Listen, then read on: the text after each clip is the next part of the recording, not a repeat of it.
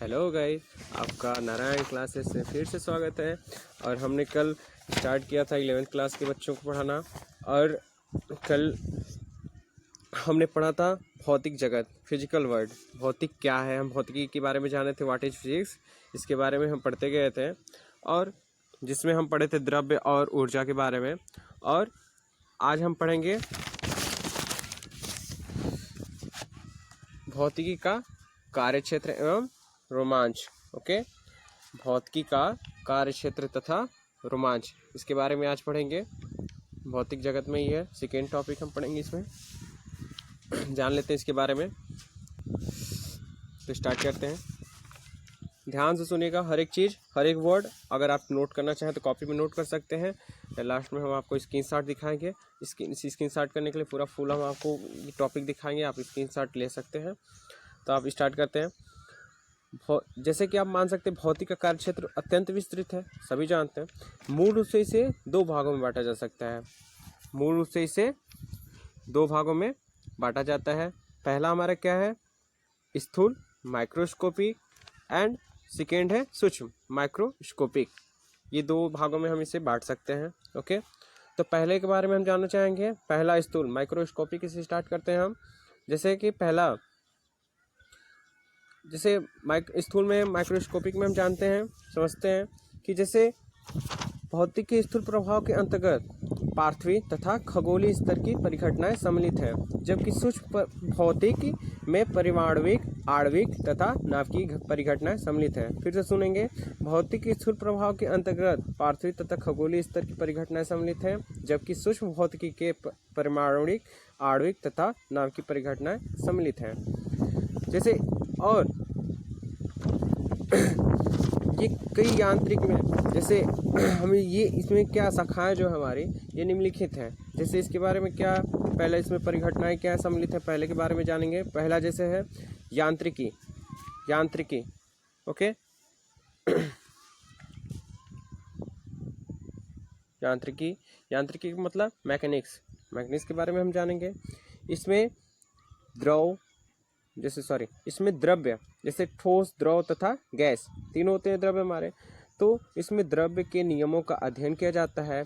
यांत्रिकी न्यूटन के गति के नियमों तथा गुरुत्वाकर्षण के नियमों पर आधारित है। इसमें रॉकेट, नोदन, पिंडों को समावस्था एवं उनकी गति का अध्ययन किया जाता है।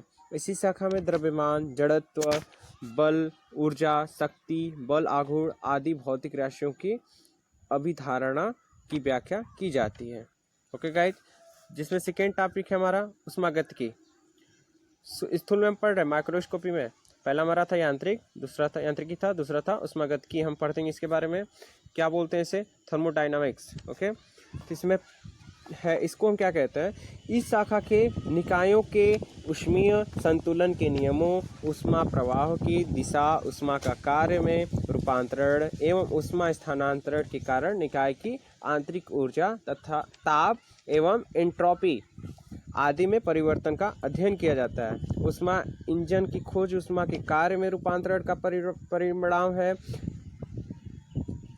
प्रशीतक, जिसको हम बोलते हैं, प्रशीतक की कार्यविधि की व्याख्या में ऊष्मागतिकी के अंतर्गत ही की जाती है। ओके गाइस, तीसरा इसमें है, तीसरा टॉपिक है प्रकाशिकी। क्या है हमारा, प्रकाशिकी, ऑप्टिक्स।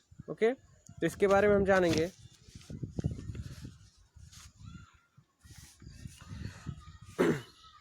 इस शाखा में प्रकाश एवं आधारित परिघटनाओं जैसे परावर्तन, अपवर्तन, विवर्तन पर विचार किया जाता है। व्यतिकरण के साथ ही साथ दूरदर्शी व सूक्ष्मदर्शी की कार्यविधि, विभिन्न वस्तुओं एवं पतली फिल्मों जैसे साबुन के बुलबुलों के रंगों का कारण, इंद्रधनुष का बनना आदि विषयों को रोचक अध्ययन भी इसी शाखा में किया जाता है। ओके गाइस, फिर चौथा इसमें हम आएंगे, क्या हमारा चौथा, दोलन। चौथा हमारा क्या है, दोलन तथा तरंगे। ओके, क्या बोलेंगे, oscillation and waves, oscillation and waves. Okay guys, तो स्टार्ट करते हैं इसमें। इस शाखा के अंतर्गत हमें विभिन्न वस्तुओं के कंपनों, कंपित वस्तु द्वारा उत्पन्न विक्षोभ, डिस्टर्बेंस की संचरण आदि का अध्ययन करते हैं।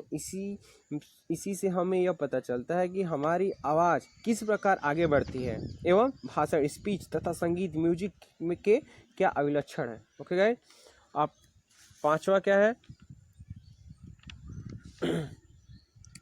वैद्युत गतिकी, ठीक है, इलेक्ट्रोडायनामिक्स, इसके बारे में पढ़ेंगे।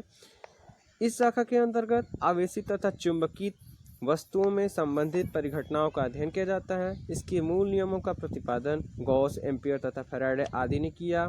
इन नियमों के संयोग को मैक्सवेल ने 4 समीकरणों के रूप में किया तथा इन्हीं समीकरणों के आधार पर विद्युत चुंबकीय तरंगों के संचरण की व्याख्या की। धारावाही चालक की चुंबकीय क्षेत्र में गति, वैद्युत धारा की उत्पत्ति, आयन मंडल में रेडियो तरंगों का संचरण आदि अध्ययन वैद्युत गतिकी में ही किया जाता है। ओके गाइस, तो ये हमारा स्थल खत्म हो गया। अब आएंगे second switch, microscopy. Okay, microscopy में हम आते हैं।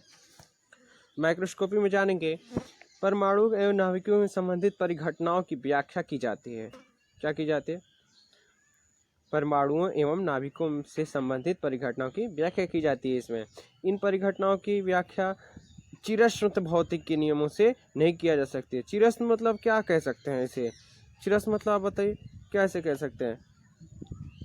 जैसे चिरस्मृत मतलब क्लासिकल फिजिक्स। ओके, मैंने देखिए लिख रखा है चिरस्मृत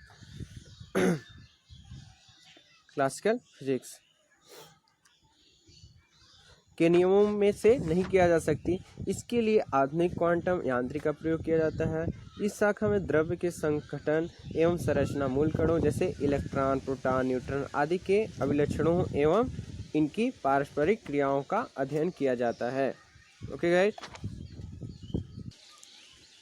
तो गाइस अगर हम इसे साफ तरीके से अगर हम जानना चाहें कि एक्चुअली इसका अर्थ क्या होता है, तो साफ इसे बोलें तो इस प्रकार भौतिक विज्ञान में अजीवित विश्व का या विश्व की घटनाओं का अध्ययन किया जाता है जो कि जीवित प्राणियों के लिए लाभदायक है। ओके गाइस, तो अगली वीडियो हम अब इसके आगे हम पढ़ेंगे थर्ड हमारा पार्ट रहेगा। थर्ड पॉइंट इसमें रहेगा हमारा, थर्ड पॉइंट है हमारा क्या, भौतिकी, प्रौद्योगिकी एवं समाज, इसके बारे में कल हम जानेंगे। इसको हम कहते क्या है? Physics, technology